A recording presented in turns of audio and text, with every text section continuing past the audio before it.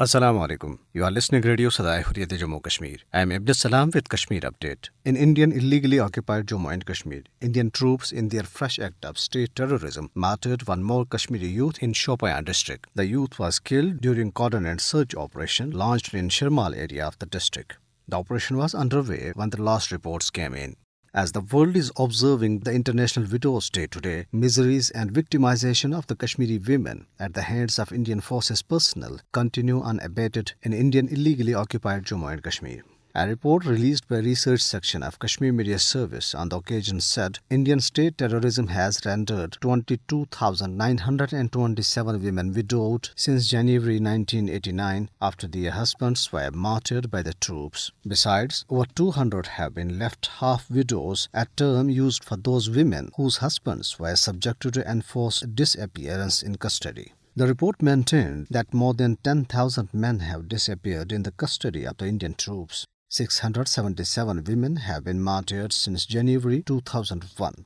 Dozens of women, including Asiya Indrabi, Fahmida Sofi, Nahida Nasreen, and Hina Bashir Beg, are languishing in jails for their affiliation with the ongoing Kashmir Freedom Movement. The All Parties Hurriyat Conference and Hurriyat leaders Zamruda Habib, Yasmin Raja, and Farida Behenji, in their statements issued in Srinagar, said that the Kashmiri women living under the shadow of war has a bitter experience of being a widow more than anybody else in the world.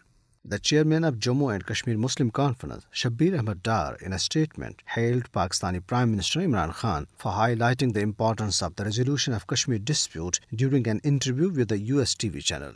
PDP President Mehbooba Mufti, talking to reporters in Bijbehara, said that restoration of pre-August 5, 2019 position to Jammu and Kashmir would be the main demand at the all-party meeting called by Indian Prime Minister in New Delhi tomorrow. Indian authorities have made amendment to the Jammu and Kashmir Civil Service Rule, making it binding for fresh applicants to furnish details about themselves since the age of 15 years, mobile numbers used in last 5 years, email and social media of web-based portal accounts, and information about their relatives and in-laws. The selected candidates would also provide details about their stay abroad, place of residence, purpose of visit, and details of hosts.